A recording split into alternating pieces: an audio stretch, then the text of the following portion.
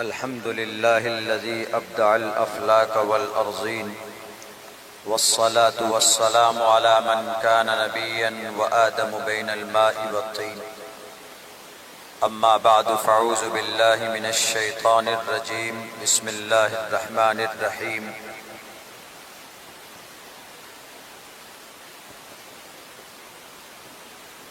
ألف لام ميم ذلك الكتاب لا ريب فيه. وقال الله تبارك وتعالى في القرآن المجيد: شهر رمضان الذي أنزل فيه القرآن هدى للناس. وقال الله تبارك وتعالى: إنا نحن نزلنا الذكر وإنا له لحافظون. صدق الله العظيم.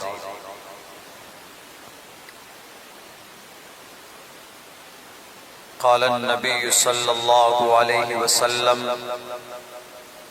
إن الله يرفع بهذا الكتاب أقواما ويضع به الآخرين.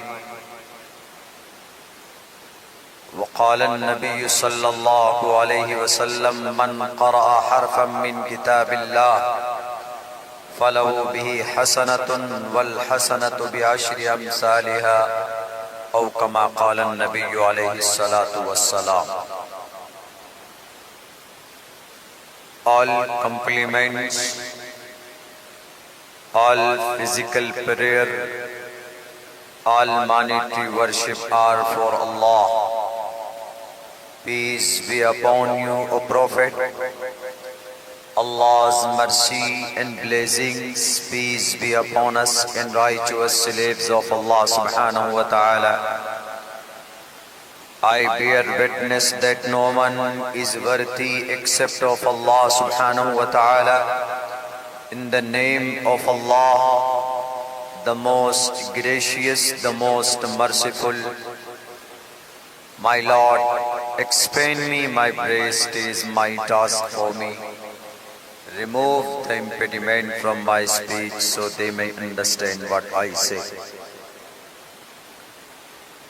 Yatha vayum samashrite sarva jivante jantavaha tatha grastama vartate itara sharama.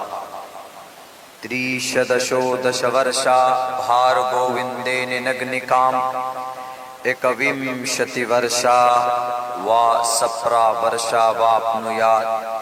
Rudravo giriva ashraita pishacha ava brahma duvisho jahi tuvam turya tarushataha satyam vibhajani. Om namaha bhagavate vasudevaya vishveshvara आदि पुरुष अपरंपार अल्लेख पुरुषा नमः. सदर मोहतरम स्टेज पर तशरीफ फरमा गिरामी कद्र मुअज़्ज़ज़ उलमाए किराम और इस तकमील हिफ्ज़ कुरान की निस्बत पर जमा होने वाले हमारे गय्यूर मुसलमानों, नौजवान साथियों, पर्दे में बैठी हुई हमारे समाज के इज़्ज़तदार माँ और बहनों, सबसे पहले शुक्रगुजार हूँ अराकीन जलसा व मदरसे का कि नाचीज़ को पहली बार आपके इस शहर में, आपके इस बस्ती में बहैसियत मुक़र्रिर मदऊ किया है। हालांकि इस स्टेज पर ऐसी मुस्तनद और मोतबर उलमाए किराम की मौजूदगी है कि जिन अकाबिर के सामने मुझ जैसे तालिब इल्म का कुछ बात करना दीन के ताल्लुक से वो ऐसा है जैसे कोई सूरज के सामने चराग जलाने की कोशिश कर रहा हो। मगर अपनी ज़ुबान की इस्लाह की गर्ज से मैं भी आप लोगों के सामने कुछ अर्ज करना चाहता हूँ, पेश करना चाहता हूँ।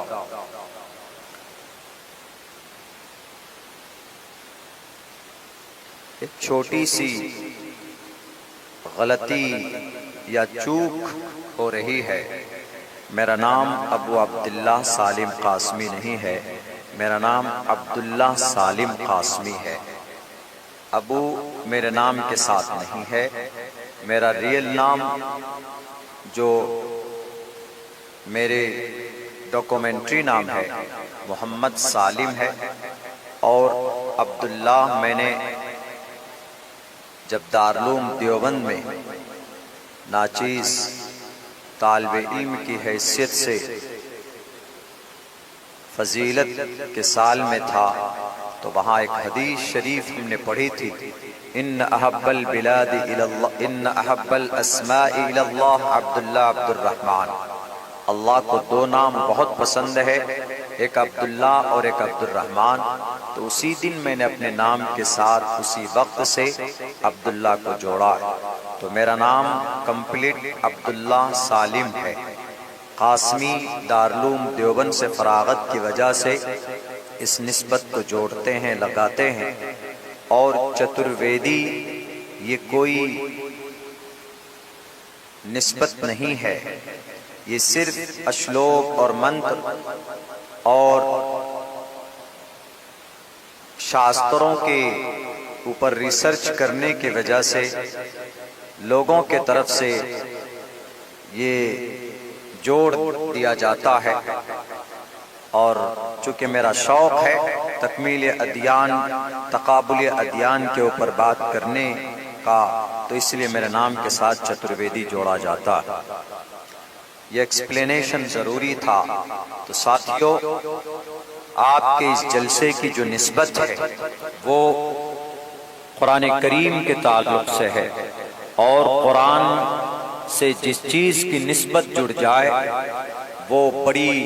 وہ چیز محترم بن جاتی ہے، قابل احترام بن جاتی ہے، اس کا مقام اور مرتبہ بڑھ جاتا ہے۔ اور پھر یہاں پر تو ایسے بچے بیٹھے ہیں جن کے سینے میں قرآن کریم ہے، 3,22,000 الفاظ سے کہیں زیادہ ان بچوں نے اپنے سینے میں، دل دماغ میں قرآن کریم کے الفاظ کو یاد کیا ہے۔ اسی لیے دنیاوی ایک رسم کے تحت ان کے سر پر فضیلت کی دستار باندھی گئی ہے۔ ان کے شان کے مطابق ہم دنیا میں ان کا احترام اور ان کا اکرام تو نہیں کر سکتے، البتہ مرنے کے بعد انشاءاللہ ہمیں قوی امید اور یقین بھی ہے احادیث کی روشنی میں کہ جو مقام اور مرتبہ ان حفاظ کرام کا ہوگا کل قیامت میں، ان کے والدین کا ہوگا، وہ دنیا کے کسی اور فیلڈ کے آدمی کا وہ مقام، وہ مرتبہ، وہ احترام وہاں پر نہیں ہوگا۔ سب سے پہلی بات تو یہ ہے، ترمذی شریف میں ایک حدیث ہے حضرت علی رضی اللہ تعالی عنہ کے تعلق سے، وہ اس حدیث کے راوی، اگرچہ وہ حدیث کسی درجے میں ضعیف ہے لیکن فضیلت کے لیے پیش کیا جا سکتا ہے۔ اللہ کے نبی علیہ السلام کی طرف نسبت کرتے ہوئے فرماتے ہیں کہ حافظ قرآن کل قیامت میں 10 ایسے آدمیوں کو جنت میں لے کر جائے گا جن پر جہنم واجب ہو چکی ہوگی۔ مانیے، سمجھیے کہ دنیا کے اندر کسی کو یہ مقام و مرتبہ حاصل نہیں ہوگا، لیکن جنہیں آج ہم مکمل عزت نہیں دیتے، جن کا ہم آج دنیا میں سمان نہیں کرتے، آج عزت ڈاکٹر کو دی جاتی، آج سمان، آج احترام دوسرے فیلڈ اور دوسرے ڈگری اور جاب ہولڈر کو ہم ان کو وہ سمان دیتے، لیکن یہ سب کل قیامت میں ان کے ہاتھ میں کچھ نہیں ہوگا، لیکن کسی کے ہاتھ میں جہنم سے جنت میں لے جانے کی طاقت اگر کسی کے پاس ہوگی تو یہی حفاظ کرام کے پاس وہ طاقت ہوگی۔ اسی لیے اپنے بچوں کو حافظ قرآن ضرور بنائیں، بعد میں آپ ڈاکٹر بنائیں، انجینئر بنائیں، پائلٹ بنائیے، کوئی دقت نہیں، اسلام منع نہیں کرتا، اسلام آپ کو انگریزی سیکھنے سے منع نہیں کرتا، انگریزی کلچر کو اپنانے سے منع کرتا۔ زبان کوئی بھی سیکھ سکتے، نالج کوئی بھی حاصل کر سکتے، بلکہ میں تو یہ کہتا ہوں کہ سائنس کی کھوج اور اس کی تحقیق اور اس کو پیدا کیا گیا قرآن کریم سے ریسرچ کرنے کے بعد۔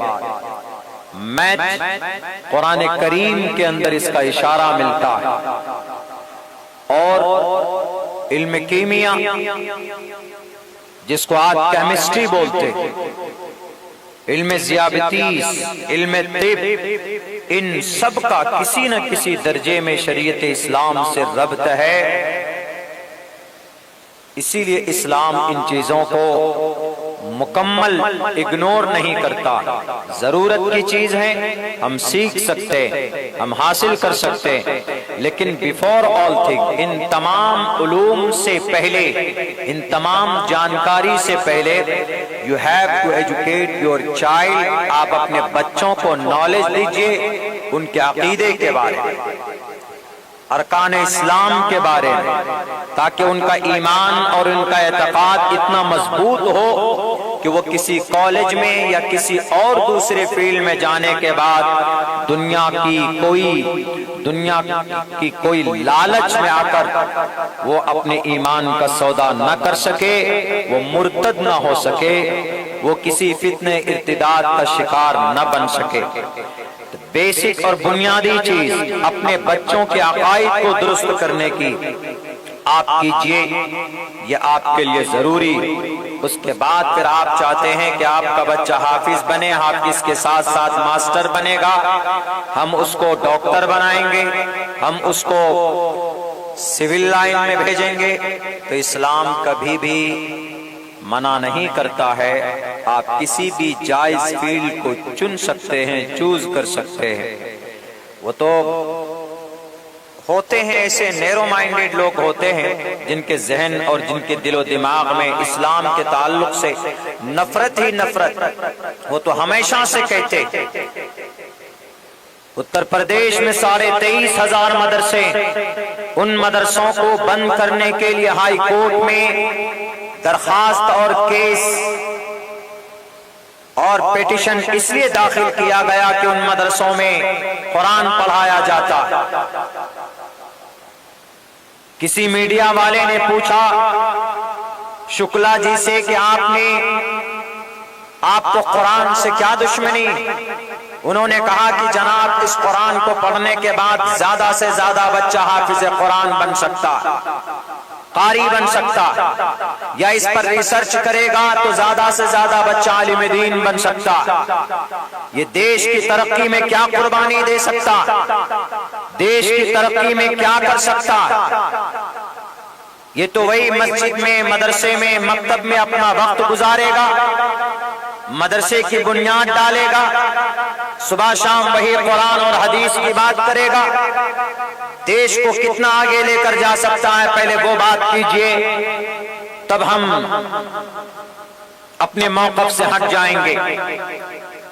یقیناً وہ جاہل ہے، وہ ان پڑھ ہے، وہ نہیں جانتا کہ یہ قرآن صرف عالم حافظ بننے کے لیے اللہ نے زمین پر نہیں اتارا، اس قرآن کو اللہ نے صرف تلاوت کے لیے نہیں اتارا، اس قرآن کو اللہ نے صرف رمضان میں تراویح کی نماز میں 10 15 20 30 28 29 دین میں سننے سنانے کے لیے نہیں اتارا۔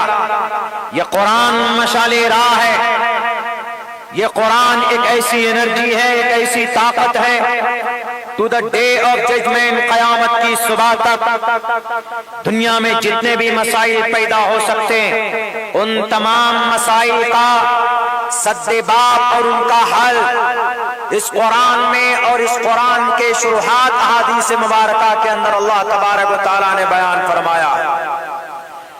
لیکن یہ ان پڑھ اور جاہل اور چاپلوسی اور غلامی کرنے والے، یہ جاہل، یہ الٹریٹ، یہ ان پڑھ لوگ نہیں سمجھ سکتے، بلکہ اس قرآن کی حقیقت کو، اس قرآن کے منشا کو اور اس قرآن کے فائدے کو، ان کے احکامات کو اور ان کے مفاد تو وہی جان سکتا ہے جو اس قرآن کریم کے اوپر جس کا ریسرچ ہوگا، جو اس قرآن کو جانے گا، سمجھے گا، پڑھے گا، اس کے اوپر تحقیق کرے گا، اسی کی انگلی اس قرآن کریم پر نہیں اٹھ سکتی۔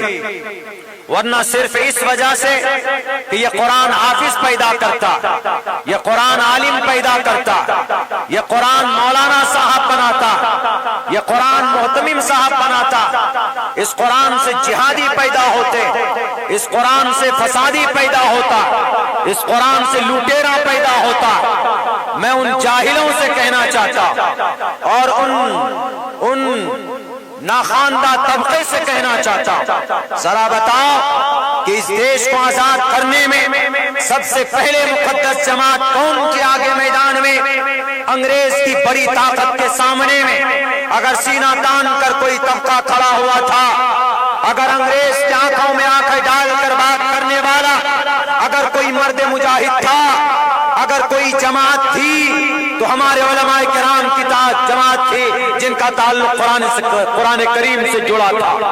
تاریخ اٹھاؤ، 1806 کے اندر انگریز کے خلاف جب جہاد کا فتویٰ لانچ کیا گیا تو وہ شخص کون تھا؟ وہ مرد مجاہد، اس شخص کا نام، اس عالم دین کا نام شاہ عبدالعزیز محدث دہلوی، جو ایک عالم دین تھے، جو قرآن کریم کے جانکار تھے، جو قرآن کریم کے عاشق تھے، جو قرآن کریم کے عالم تھے، جو قرآن کریم کے مفسر تھے۔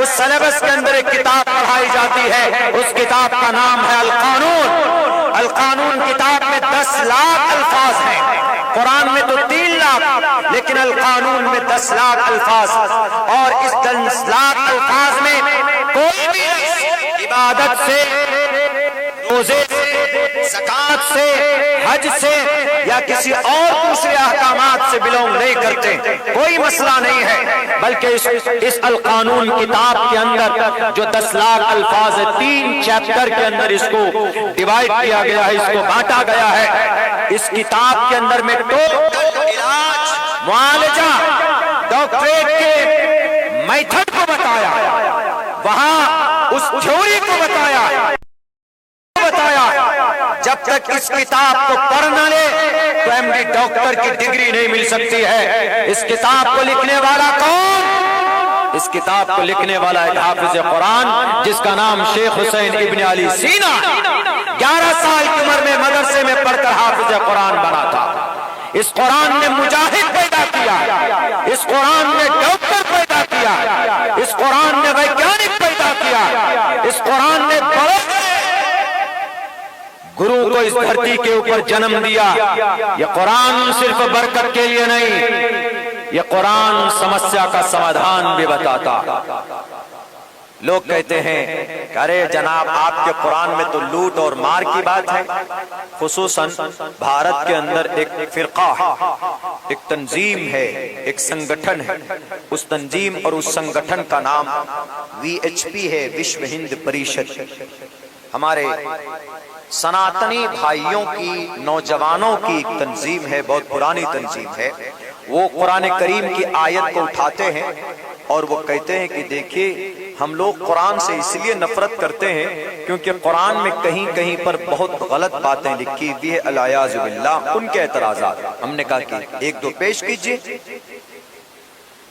تو وہ جو 24 آیتیں ہیں قرآن میں، ہمارے علماء نے تو بڑی تفصیلی وضاحت پیش کی ہے ان کے اوپر، لیکن میں نے تھوڑا الگ سے جو اعتراض کرتے ہیں ان کی کتابوں سے اس کا جواب دیا ہے۔ مثال کے طور پر قرآن کی ایک آیت دے لیجئے، فَكُلُوا مِمَّا غَنِمْتُمْ، اس کا ترجمہ ہے غنیمت کا مال آپ کھا سکتے ہیں۔ غنیمت کا مال کا مطلب پہلے زمانے میں ایسا ہوتا تھا، یہ نظام، یہ سسٹم تھا کہ دو بادشاہوں کے بیچ میں لڑائی ہوتی تھی تو ان میں سے ایک بادشاہ ہارتا تھا، ایک جیت جاتا تھا۔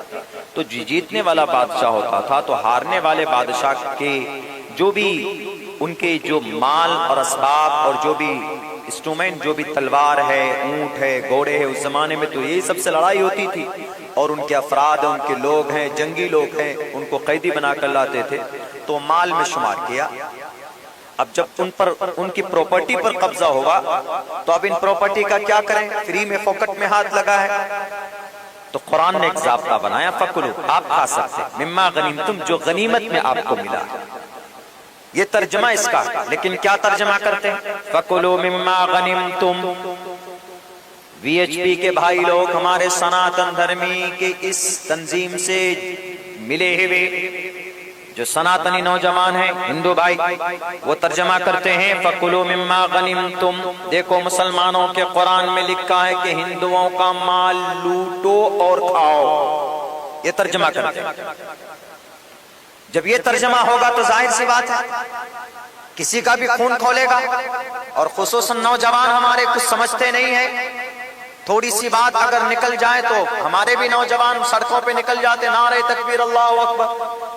ابھی آسام میں جانا ہوا تھا تو وہاں نعرے کے بجائے کیا ہوتا؟ لڑائی تکبیر، اللہ اکبر۔ ہم نے کہا کہ لڑائی تکبیر نہیں، نعرے تکبیر۔ کہیں تو نوجوان اتنے جوش میں آتے ہیں، اڑیسہ میں جانا ہوا تو وہ بولتے مارے تکبیر، اللہ۔ ہم نے کہا کہ یہ تکبیر کا جنازہ مت نکالو، بند کرو بھائی۔ بہت جلدی جوان جوش میں آ جاتا ہے، اس لیے کہ بہت جلدی سنجیدہ نام کی کوئی چیز نہیں ہے، صبر نام کی، بس کوئی مسئلہ ہو ایک دم فوراً نکل گئے، سر پر کفن باندھ کر سڑکوں پر نکل گئے، اس سے نقصان ہوتا ہے، سمجھنے کی ضرورت ہے۔ قانون سمویدھان ہمارے دیش میں ہے، آپ اس پلیٹ فارم سے لڑائی لڑیے تو انشاءاللہ فائدہ ہوگا۔ صرف جوش سے کام نہیں لینا، ہوش سے کام کرنا۔ تو وہ ہمارے نوجوان جو وی ایچ پی کے ہیں، وشو ہند پریشد کے نوجوان، وہ کہتے ہیں کہ دیکھو مسلمانوں کے قرآن میں یہ آیت ہے، اس کے اندر کیا کہا کہ ہندوؤں کا مال لوٹو اور کھاؤ۔ اب اس کو کیا کہیے گا کہ نہیں بھائی قرآن میں تو یہ نہیں ہے فَكُلُوا مِمَّا غَنِمْتُمْ کا ترجمہ یہ نہیں ہے، فَكُلُوا مِمَّا غَنِمْتُمْ کا ترجمہ یہ ہے کہ بھائی مال میدان کارزار میں، بیٹل فیلڈ میں جو کچھ بھی تم کو ملتا ہے، جیتتے ہو، وہ تم کھا سکتے ہو، یہی ترجمہ۔ لیکن وہ آپ کے قرآن کی، آپ کی اس تفسیر پر، آپ کی اس وضاحت پر they don't believe، وہ بلیو نہیں کرتے ہیں، مانتے نہیں ہیں۔ تو ہم نے کوشش کی، ہم نے کہا کہ اچھا نہیں مانیں گے تو ٹھیک ہے، یہی ضابطہ ہم نے ان کی کتاب سے پڑھ کر ہم نے ان کو سنایا۔ ہم نے کہا کہ دیکھیے، چونکہ ابھی ہم کو آرڈر ہوا ہے کہ آپ چونکہ منتر بھی جانتے ہیں تو اس روشنی میں بات کریں تو بہتر ہے، آپ لوگوں کو بھی کچھ نئی جانکاری مل جائے اس تعلق سے۔ منتر ہے رگ وید، جیسے قرآن مسلمانوں کا مقدس کلام ہے، مصدق کلام ہے، مقدس کلام ہے، فائنل سمویدھان ہے، یہ اللہ کا کلام ہے۔ ہمارے اس قرآن کو دنیا کی کسی بھی گرنتھ کی تصدیق کی ضرورت نہیں ہے، نہ بائبل، نہ متا، نہ مرقا، نہ لوقس، نہ یوحنا، نہ برنیاس، نہ آدی گرنتھ، نہ تالمود، نہ رگ وید، نہ یجروید، نہ سام وید، نہ اتھرو وید، نہ رامائن، نہ بھوشیہ پران، نہ کلکی پران، نہ متسیہ پران، نہ بھاگوت پران۔ دنیا میں بہت ساری کتابیں ہیں، ہمارے قرآن کو کسی کتاب کی ایک لفظ کی بھی تصدیق کی ضرورت نہیں ہے، چونکہ یہ اللہ کا کلام ہے، وَإِنَّهُ لَتَنزِيلُ رَبِّ الْعَالَمِينَ، یہ رب کا کلام ہے، فائنل قرآن نے کہہ دیا۔ لیکن جو شریعت، جو غلط فہمی پیدا کی جا رہی اور ان آیات کی وجہ سے مدرسوں کو بند کرنے کی کوشش کی جا رہی، ہمارے مدرسوں میں، مساجد میں بلڈوزر چلانے کی کوشش کی جا رہی، نہیں یہی قرآن کی آیت پڑھ کر آپ کے مدرسوں میں آتنکواد پیدا ہوتے، اگرباد بنتا۔ آپ کے انہی قرآن کریم کی تلاوت سیکھ کر بچے امام بنتے ہیں، عالم دین بنتے ہیں، اور پھر وہ مسجد کے اندر نہ معلوم دیش کے خلاف کیا کیا شریعت اور سازشیں رکھتے۔ یہ قرآن کہتا ہے ایسا نہیں ہے، قرآن پر اعتراض ہے، یہی آیت ہے، سیم یہی چیز آپ کی گرنتھ میں موجود ہے۔ اب برہما دویشو جہی توم توریترشتہ ستیم وبھاجنی، توم توریترشتہ، جو راکشس ہے، راکشس جو شترو ہے، سنسکرت ہے توم، تم، سنسکرت میں تم کے لیے توم استعمال ہوا، توم یویم، اہم، اہم میں کے لیے استعمال ہوتا، اہم عبداللہ استی، میں عبداللہ سالم یہاں بیٹھا ہوں،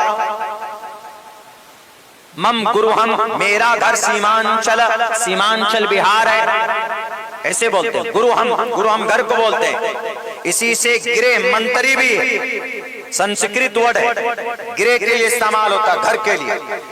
توم توریتم، شترو کی گردن مار دو، اس کا سر تن سے جدا کر دو، شترو ہے، لفظ شترو دشمن، یجروید میں بھی رگوید میں بھی ہے۔ ہندو بھائیوں، بی ایچ پی کے نوجوانوں، آپ کے گرنتھ میں ہے، نیتا کے کہنے پر اچھلنے کی ضرورت نہیں ہے، پرماتما کے قریب بننا چاہتے ہو تو شاستروں کو پڑھو، پرماتما کے قریب ہونا چاہتے ہو تو ایشور کے اچھے نام کا مالا جپو، آپ کو پتا چل جائے گا کہ پرماتما آپ سے کیا چاہتا ہے۔ مسلمان تبھی سچا مسلمان بن سکتا ہے جب اس کا فیصلہ قرآن اور سنت کے مطابق اس کی زندگی کے اندر ہو، یا صرف مسلمان موبائلوں کے ذریعے یا ہمارے نوجوانوں کا مارگ درشن، اگر ہمارے نوجوان فلموں کے ذریعے، ویب سیریز کے ذریعے، موبائلوں کے ذریعے، سوشل میڈیا کے ذریعے دین سیکھتے ہیں، کیا الاؤ اور جائز نہیں ہے، پرمیشن نہیں،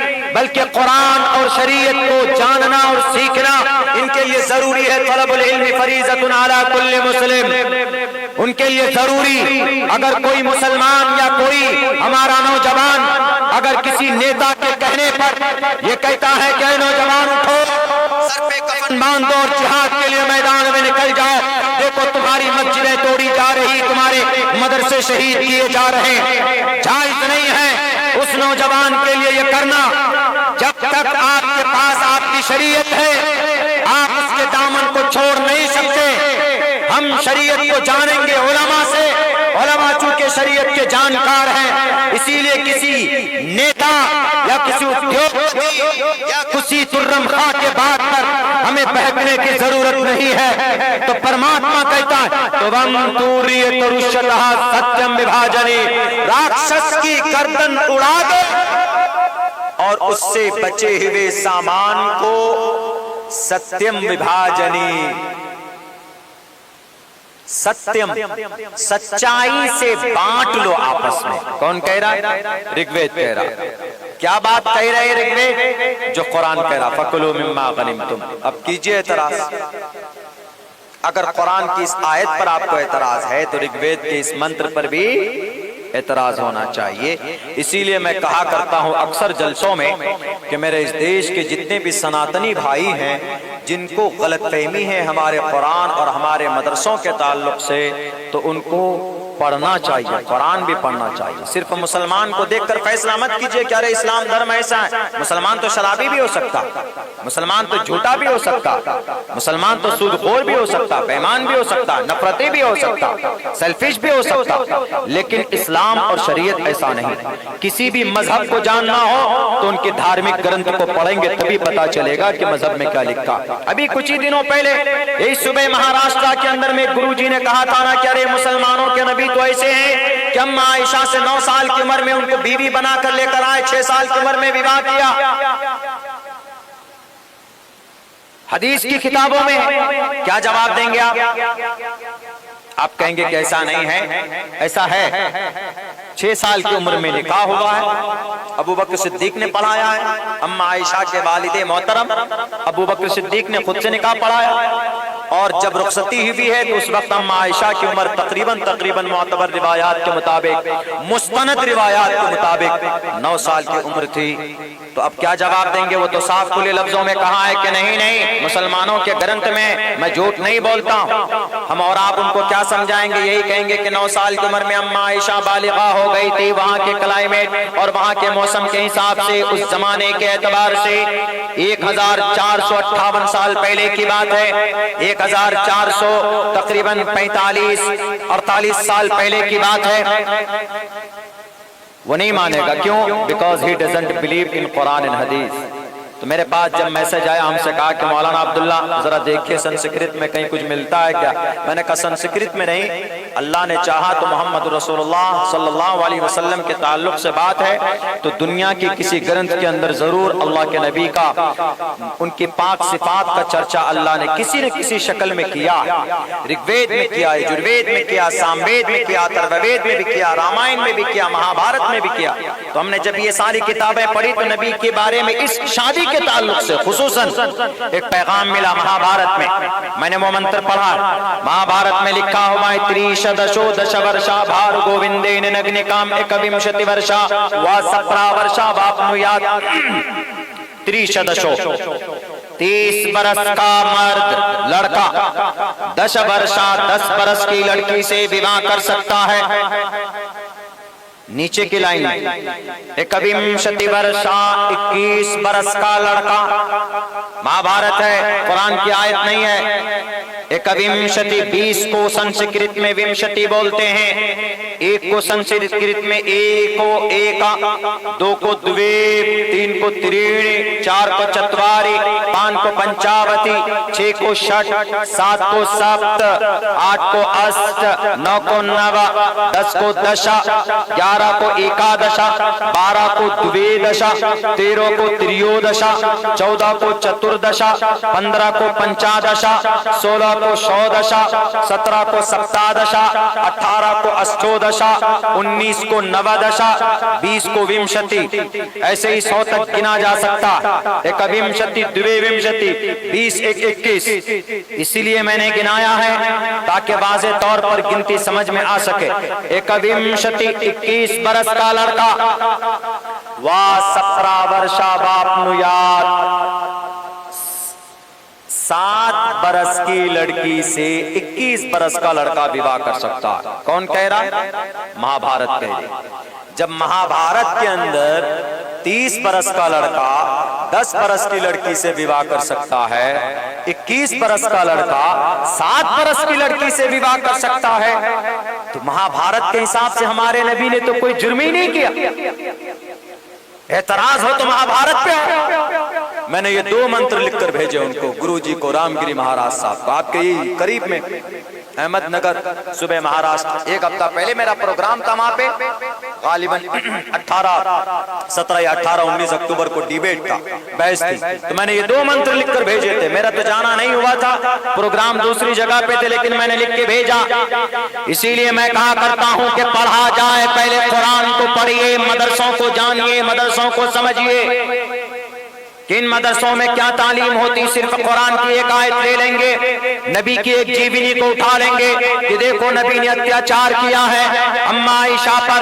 مسلم پرسنل لا میں یہ پراودھان ہے, اگر لڑکی 1 مہینے کی ہے, لڑکا بھی 1 مہینے کا, یعنی بچہ اور بچی دونوں چھوٹے ہیں, اگر ان کے پیرنٹس, ان کے گارجن, اگر وہ ان کا نکاح پڑھتے ہیں, یہ نکاح ویلڈ مانا جاتا ہے. مسلم شریعت کے اندر میں, اسلامک شریعت میں دوسرا طریقہ اسلام کا نکاح کا یہ ہے اسلام میں کہ لڑکی بالغ ہے, 12 سال کی عمر کی ہو گئی, لڑکا 14 سال کی عمر کا ہو گیا, دونوں اپنی رضامندی سے گواہوں کی موجودگی میں اگر نکاح پڑھ لے تو وہ نکاح ویلڈ مانا جائے گا.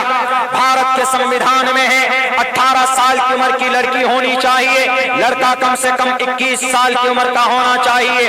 یعنی یہ 3 پروسیس ہیں, 2 مسلم پرسنل لا کے اندر میں ہے جس کا چرچا ہے. اسی لیے اسلامک عقیدے اور شریعت کے اعتبار سے جناب محمد رسول اللہ صلی اللہ علیہ وسلم نے کوئی پاپ نہیں کیا تھا.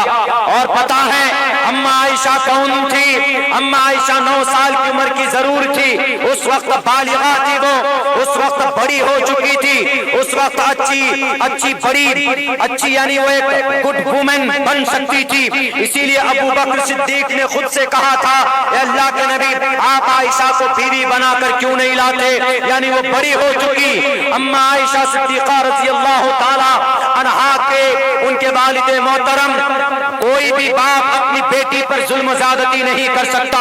اللہ کے نبی نے کہا کہ ابو بکر میرے پاس تو دین مہر کے پیسے نہیں ہیں، میں مہر نہیں دے سکتا اس لیے کہ میرے پاس کچھ بھی نہیں ہے۔ ابو بکر صدیق بڑے تاجر تھے، بڑے کاروباری تھے، انہوں نے 550 دینار دیے کہ لیجئے اپنی بیوی کو مہر دیجئے اور لے کر آئیے۔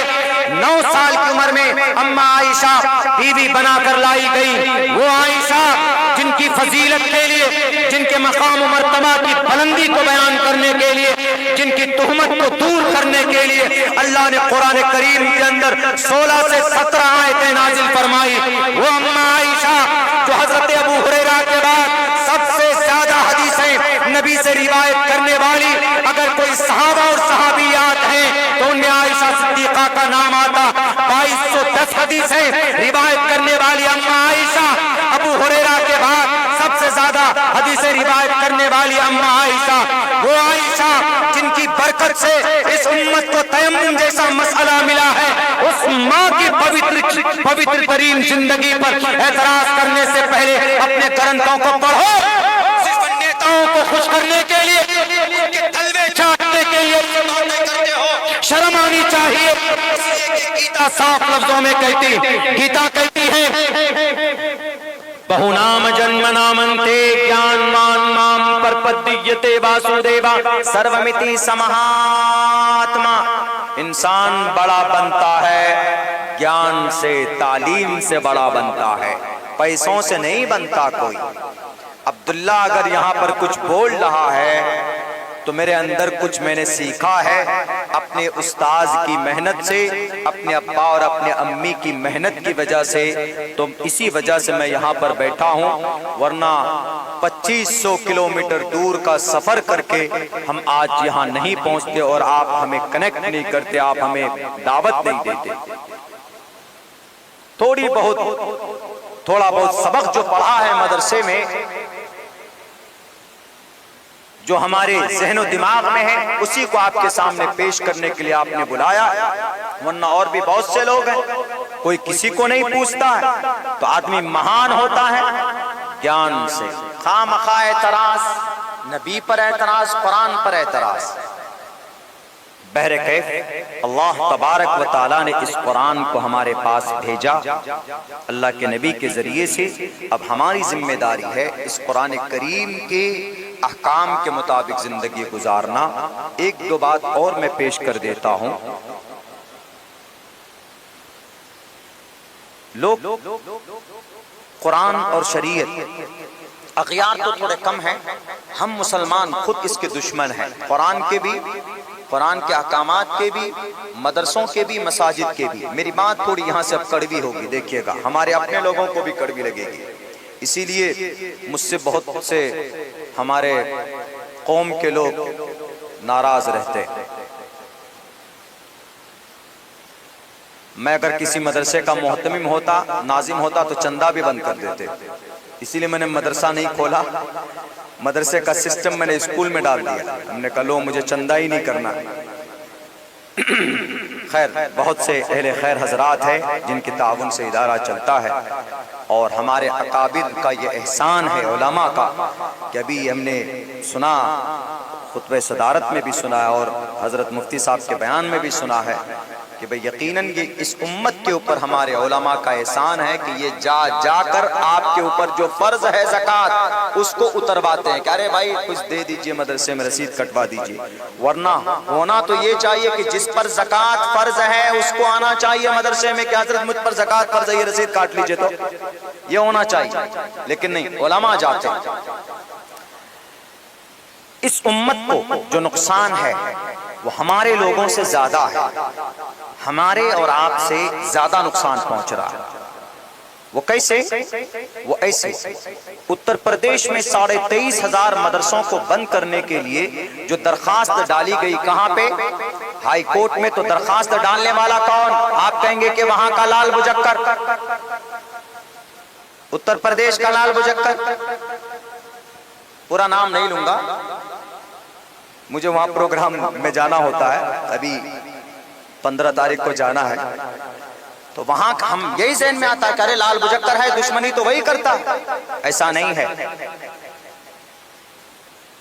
23,500 مدرسے ہیں جن میں 17.5 لاکھ بچے پڑھتے ہیں اتر پردیش میں، صرف ایک صوبے کا آنکڑا ہے۔ باقی اور بھی الحمدللہ آپ کے تلنگانہ میں، مہاراشٹر میں، کرناٹکا میں بہت سارے ادارے ہیں۔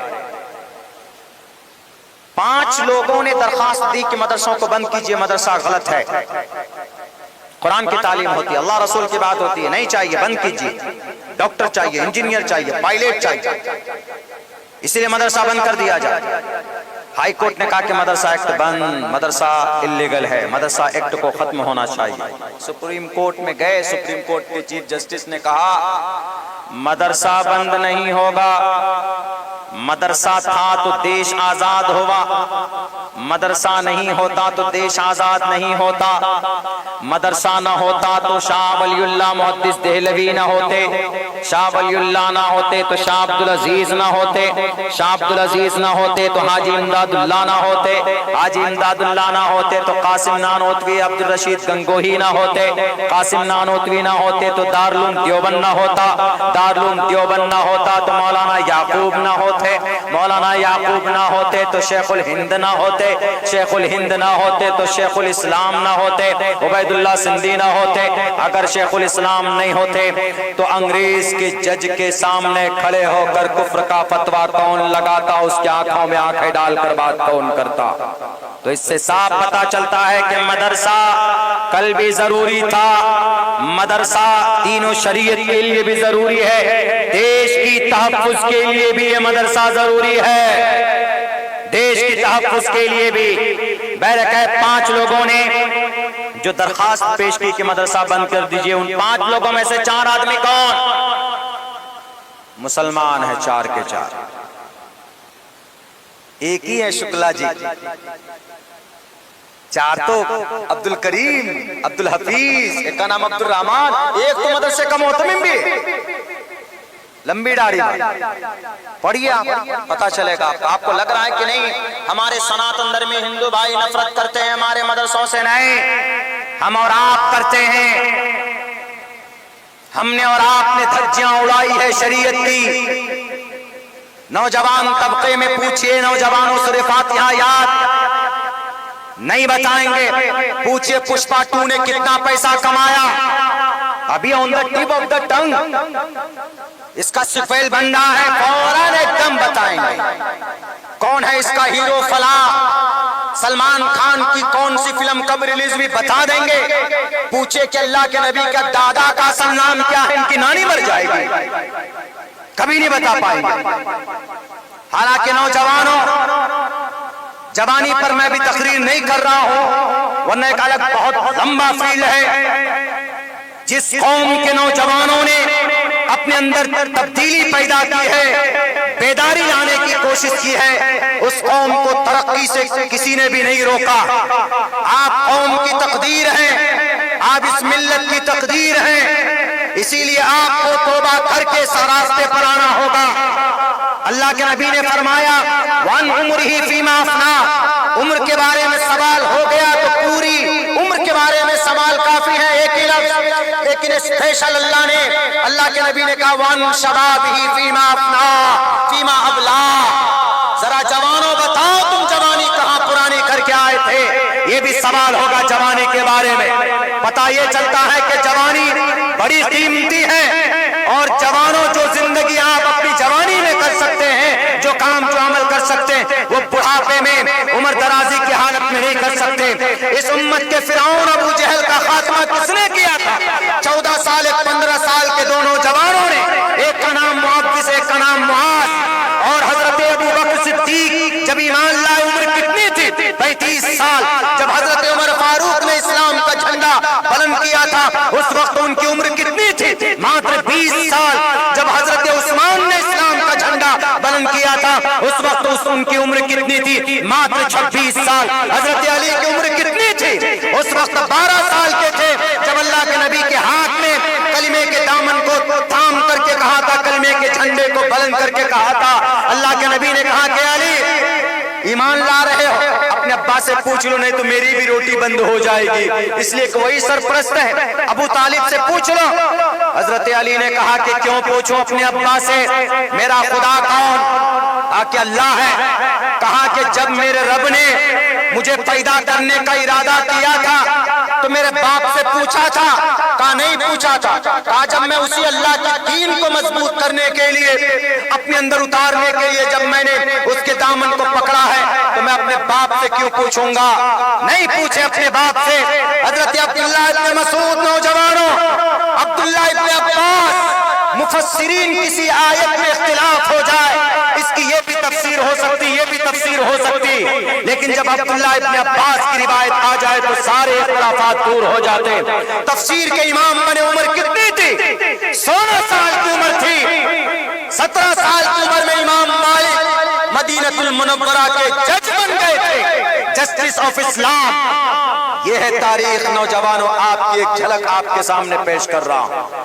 آج تو آپ ارتداد کی دنیا میں چلے گئے، ہمارے نوجوان بھٹک گئے، اسلام سے، قرآن سے رشتہ توڑ لیا، ایک حرف پڑھنے پر 10 نہیں کیا ہے جناب۔ بہرکیف چلیے، ہم کمزور ہو گئے، ہمارا رشتہ ٹوٹ گیا۔ دوسری بات کیا کہنا چاہتا ہوں میں، چونکہ وقت بہت کم ہے، میری بات تھوڑی لمبی ہوتی ہے، لیکن لمبا وقت نہیں، میرے پاس بھی کم وقت ہے، مجھے بھی تھوڑا لمبا سفر کرنا ہے۔ دیر سے پہنچا اس لیے کہ ہم دارجلنگ ایئرپورٹ سے جیسے ہی ہماری فلائٹ ٹیک آف کی تو ایک 7 سال کی معصوم بچی یا بچہ تھا کچھ شاید، اس کے ٹریٹمنٹ کے لیے حیدرآباد آ رہے تھے۔ فوراً 15 منٹ کے بعد اس کا ہارٹ بیٹ کم ہو گیا بہت، یعنی کہ سمجھے کہ موت کے دہلیز پر پہنچ گیا۔ تو اس کے بعد ایمرجنسی لینڈنگ، پھر فلائٹ کو کلکتے کی طرف موڑ کر وہاں 2 گھنٹے لگے، پھر ہمیں یہاں پہنچتے پہنچتے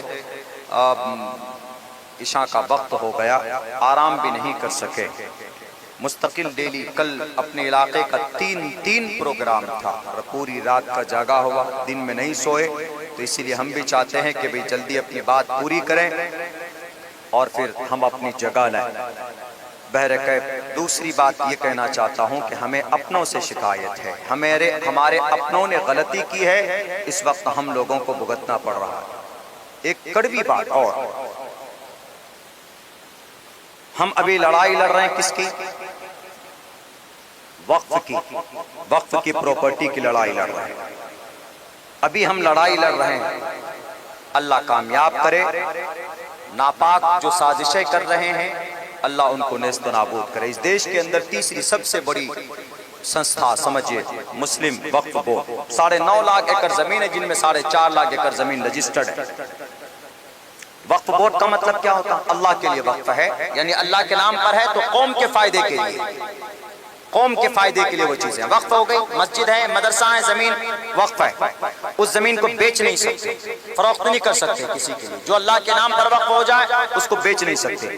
محتمم صاحب، متولی صاحب، ناظم صاحب کبھی نہیں بیچ سکتا کہ نہیں اگر یہ مدرسے کا صدر ہے تو اس کو اس زمین کو بیچنے کا ادھیکار ہے، بالکل نہیں۔ وہ صدر بنے ہیں دیکھ بھال کے، نگرانی کے، تاکہ ہر خود نظام سے چلے، بیچ نہیں سکتے، اس کی ترقی کے لیے کام کر سکتے۔ بھارت کے اندر 9.5 لاکھ ایکڑ زمین ہے، وقف بورڈ کی پراپرٹی ہے، بلڈنگ ہے، مکان ہے۔ شہر حیدرآباد میں تو ہزاروں بلڈنگ ہیں، ایک بلڈنگ کی قیمت، رینٹ، کرایہ مہینے کا 25 ہزار روپے۔ وقف بورڈ کی رجسٹر میں کتنی لکھی جاتی ہے؟ مہینے میں 2,500، 22,000، 22,500 روپے کہاں جاتے؟ وقف بورڈ کے چیئرمین کے پاکٹ میں۔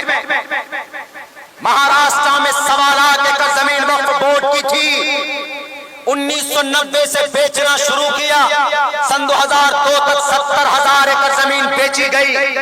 بیچنے والا کون؟ بیچنے والا مودی یوگی نہیں، بیچنے والا کوئی RSS بجرنگ دل نہیں، بیچنے والا کوئی ہم اور آپ عام آدمی نہیں، بیچنے والا اس سنستھا کا ذمہ دار جو صوبہ مہاراشٹر کا عالیشان بلڈنگ بنا بہترین گاڑیوں میں بیٹھ کر گھومتے ہیں. پہلے اس قوم کو کمزور، پہلے غلطی مسلمانوں نے کی ہے، گناہ وہ کرتے ہیں. اور جب ظہر الفساد فی البر والبحر بما کسبت ایدی الناس، جب انسان کوئی گناہ کرتا ہے، ان کے گناہوں کی وجہ سے فسادات پیدا ہوتا ہے، تب اللہ کسی ظالم بادشاہ کو مسلط کرتا. وقف بورڈ اگر چاہتے، مسلم وقف کی پراپرٹی کا دوسرا نام بیت المال، کیا ان وقف کی آمدنی سے آپ کا یہ مدرسہ چلانے کے لیے چندے کی ضرورت تھی؟ نہیں تھی. صرف 30,000 ایکڑ زمین باقی ہے مہاراشٹر میں، سالانہ اس کا کرایہ 10 کروڑ روپے آتا ہے. کہاں جاتا ہے 10 کروڑ روپے؟ صوبہ مہاراشٹر میں اگر سارے مدارس کے خرچے ایک جگہ جمع کیے جائیں تو سالانہ 10 کروڑ روپے نہیں ہوگا. اگر وہ چاہتے مدرسوں کو ان کے تعاون سے چلایا جا سکتا تھا، مسجد بنائی جا سکتی تھی، اماموں کو تنخواہ مل سکتی تھی، مدرسے میں بلڈنگ بنائی جا سکتی تھی. یہ تو مدارس اور مسجد کی بات ہوئی. ہمارے پاس ہماری ایک بھی ہاسپٹل نہیں، ہمارے پاس ہماری ایک بھی کالج نہیں، ہمارے پاس ہماری ایک بھی یونیورسٹی نہیں. ہماری بچیاں آج مرتد ہوتی ہے. کیوں؟ کیونکہ اغیار کی یونیورسٹی میں جا کر پڑھتی، وہاں پر غیروں سے دوستی کرتی، ایمان کا سودا کرتی، ان کا ایمان کا جنازہ نکل جاتا. آپ نے کیوں نہیں بنائی یونیورسٹی؟ کس نے منع کیا تھا؟ آپ بولتے ہیں کہ پیسہ نہیں. وقت بورڈ کی آمدنی کا پیسہ کہاں گیا؟ امام ابو حنیفہ کے 65 مدرسے چلتے تھے بیت المال کے پیسوں سے. امام شافعی کے 55 مدرسے چلتے تھے بیت المال کی آمدنی سے. امام احمد بن حنبل کے 15 مدرسے چلتے تھے وقت بورڈ کی منافع سے، آمدنی سے. اگر یہ قوم کمزور ہوئی تو ہمارے لوگوں کی غلطی کی وجہ سے. بھیونڈی کی ایک لڑکی تھی، مرتد ہو گئی، RSS کے ایک نوجوان سے شادی کر لی. اور کورٹ میرج کرنے کے لیے ایک پروسیس ہوتا ہے کہ پہلے اپلیکیشن لٹکانا پڑتا. جب اپلیکیشن لٹکایا گیا، دیکھا کہ نام مسلم لڑکی ہے، لڑکا آگے اس کا سرنام کے اندر میں RSS کا کوئی وہ نشان ظاہر ہوا. جب وہ وکیل صاحب نے وہاں کے قریب کے صدر صاحب سے پوچھا، کسی تنظیم کے صدر ہوں گے، میں نام نہیں لوں گا، ان سے پوچھا تو وہ گئے فوراً اس کے گھر پہ. اس لڑکی سے پوچھا کہ بیٹی تم اتنی بڑی غلطی کر رہی ہو، پتا ہے تم جب کوئی مرتد ہوتا ہے تو اس کا کیا انجام ہوتا ہے؟ من یرتد منکم عن دینی فیمت وہو کافر فاولئک حبطت اعمالہم. اس کے سارے اعمال ختم ہو جاتے، بیکار ہو جاتے، تباہ و برباد ہو جاتا. وہ جنت نہیں جا سکتا، ہمیشہ جہنم میں جائے گا. تمہیں نہیں معلوم یہ تم نے ایمان کا سودا کیا؟ یہ RSS کا لڑکا کوئی مسلم لڑکے سے شادی کر لیتے اچھا ہوتا. انہوں نے کہا کہ صدر صاحب پچھلے 10 سال سے آپ کہاں تھے؟ آج آپ آئے ہمارے پاس، بیٹھیے آپ، میں سب کچھ جانتی ہوں. I'm a graduated، میں پڑھی لکھی ہوں، میں کوئی جاہل ان پڑھ نہیں ہوں. اور یہ جو لڑکا میرے ساتھ ہے، جو میرا شوہر بنا ہوا ہے، یہ لڑکا 10 سال سے میری مدد کر رہا ہے. 10 سال سے یہ لڑکا میری فیملی کی مدد کر رہا ہے. بھیونڈی کا یہ معاملہ ہے، کچھ ہی مہینہ پہلے کی یہ بات ہے. انہوں نے کہا کہ اچھا اللہ کل قیامت میں یہی پوچھے گا نا کہ ایمان کا سودا کیوں کیا؟ کوئی بات نہیں، میرے پاس جواب. کل رب پوچھے گا ایمان کے سامنے میں، ایمان سے بڑی تو کوئی دولت نہیں تھی، تم نے ایمان کا کیوں سودا کیا ذرا بتاؤ. تو میں تو اللہ سے پوچھوں گی کہ اللہ میں اس بات کو جانتی ہوں، لیکن ایک بات بتائیے، میں غریب ہوں، میرے والد محترم کا انتقال 10 سال پہلے ہو چکا تھا. میں بن باپ کی 2 بہن ہوں. میری ایک چھوٹی بہن ہے، اس کو پڑھانا، میرا ایک چھوٹا بھائی ہے، اس کو بھی پڑھانا. میری ماں بیمار رہتی تھی، اس کی دوائی کا، اس کے علاج کا، اس کے ٹریٹمنٹ کا، اور میں کرائے کے ایک چھوٹے سے روم میں رہتی ہوں. میرا جو کمانے والا گارجن تھا، میرا والد، ان کا انتقال ہو گیا، وہ چلے گئے. لیکن میں نے محنت مزدوری کر کے، پڑھتی بھی تھی، پارٹ ٹائم کام بھی کرتی تھی. وہیں پر مجھے اس لڑکی سے دوستی ہوا. اس لڑکی نے جب اس سے دوستی ہو گئی تو اس نے میری حالت دیکھی، تو تب سے یہ لڑکا میرے ساتھ کھڑا ہے. چلیے تب سے لے کر آج تک میری مدد کرتا رہا. لیکن میں نے سوچا کہ اب میں 25 سال کی ہو گئی ہوں، 25 سال میری عمر ہو گئی ہے، اب مجھے شادی کر لینی چاہیے. اب تو میں جاب میں بھی ہوں. 5 سال سے میں انتظار کر رہے ہوں کوئی مسلم اچھا رشتہ آئے. मौलाना साहब अल्लाह पूछेगा तो मैं अल्लाह से ये कहूंगी कि अल्लाह 15 साल तक मैं भटकती रही, माँ अपनी माँ की दवाई के लिए, अपने भाई की पढ़ाई की फीस के लिए करीब के अंदर 5 लाख रुपए सिर्फ डेकोरेशन में खर्चा किया। ये फला सेठ है, पूछिए, हर साल अपनी बेटी की शादी कराता है तो 5 लाख रुपए का मौलाना उनका स्टेज के ऊपर खर्चा होता। और अपनी ईद के बकरीद के मौके पर उनकी बेटियां 10-10, 15-15 हजार रुपए की सूट पहनकर हमारे सामने आती और हमें फटा पुराना कपड़ा भी नसीब नहीं होता। जरा पूछिए, अल्लाह से मैं कहूंगी कि अल्लाह, क्या आपने उस अमीर के ऊपर ज़कात फर्ज नहीं किया था? अगर वो अपने माल का 2.5% निकाल देता ज़कात में तो मुझे हमें कम से कम कुछ मदद मिल जाती। अल्लाह सवाल करे, अल्लाह से कहूंगी कि अल्लाह, कहां थे आपके तंजीमों के सदर, कहां थे आपके वक्फ बोर्ड के जिम्मेदार, कहां थे आपके बड़े बड़े उद्योगपति जिनको आपने मालदार बनाया था? मेरी बहन को अगर मैं मजदूरी करके मैं अगर अपनी बहन को ना पढ़ाती तो ये एक तबाही बन जाती है, एक प्रोस्टिट्यूट बन जाती। मेरे भाई को अगर मैं तरबियत नहीं करती, ये लड़का अगर साथ न देता तो मेरा भाई दुनिया का सबसे बड़ा क्रिमिनल बन सकता था, शराबी बन सकता था, ड्रग्स बेचता, नशे की कारोबारी करता। तो बताइए, मैं इनकी जिंदगी संवारने के लिए अल्लाह, अगर मैंने अपने ईमान का सौदा किया है, अगर मेरे बहन और भाई की जिंदगी के बदले में उनको खुशहाल करने में, उनको रास्ते पर लाने में, उनकी जिंदगी को पाक करने में अगर मुझे जहन्नम में जाना पड़े, मैं खुशी खुशी तैयार। 5 साल तक मैंने रिश्ते भेजे, पैगामात आए, लेकिन बाद में यही बात आती थी कि आपके तो गार्जियन है नहीं, आप कितना पैसा दे सकोगी, आप जहेज में क्या लेकर आओगी? मजबूरन लास्ट में इस लड़के ने मुझे ऑफर दिया, कहा कि सकीना मैं तुमसे शादी करना चाहता हूँ। नाम सकीना नहीं है, फर्जी नाम। मैं तुमसे शादी करना चाहता हूँ, जैसे 10 साल तक मैंने तुम्हारी मदद की है, आगे भी तुम्हारी मदद करूंगा। तो इसने हमारा हाथ थामा, पूरे वक्त में भी साथ था, आज भी साथ है, और हमें उम्मीद है कि मरते दम तक ये मेरा साथ होगा। तो उस वक्त कहाँ थे सदर साहब? तू मरने की बात है कि नहीं? इस उम्मत के ऊपर लानत। अगर हमारे नौजवान जहेज की वजह से, हमारे नौजवानों की डिमांड की वजह से अगर बच्चियां मुर्तद होती, अगर हमारी बच्चियां गुर्बत की वजह से मुर्तद होती है, तो हमारे कौम के सरमायादारों के ऊपर लानत।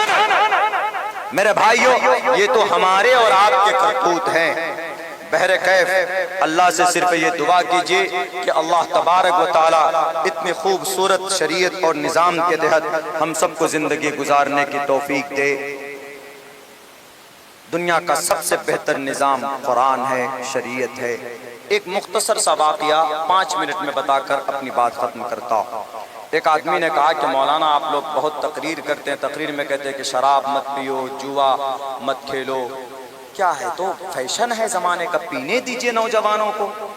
हमने कहा कि ये इतनी ख़तरनाक चीज़ है, यही शमशाबाद है, तेलंगाना है।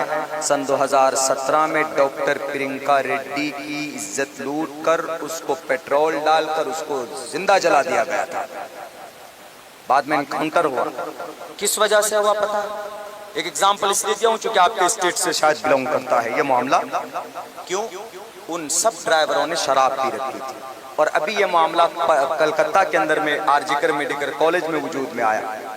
कलकत्ता में शराब नाजायज है, कुरान में भी, मंत्रों में भी उसको गलत कहा है।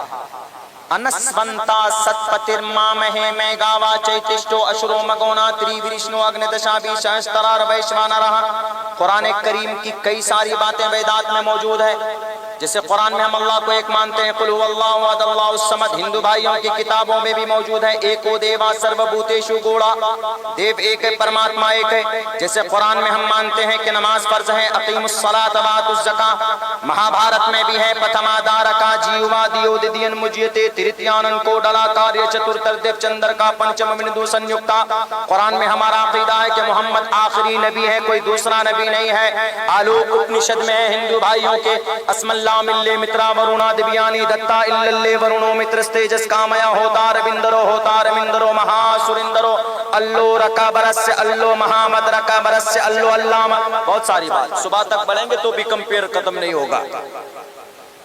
लेकिन बस जरूरत है कि भाई कुरान पर एतराज ना हो, क्योंकि आपकी किताबों में भी मौजूद है। तो बहरक है, तो शराब गंदी चीज है, बहुत गंदी चीज है। तो ये आरजिकर मेडिकल कॉलेज में अभी एक घटना हुआ 4 महीना पहले, एक लेडी डॉक्टर की इज्जत लूटी गई। एक आदमी ने उसको सिर्फ उसकी इज्जत नहीं लूटी, बल्कि उसकी रीढ़ की हड्डी तोड़ दी, उसकी कलाई तोड़ दी, उसकी आंख फोड़ दी और उसका मर्डर कर दिया।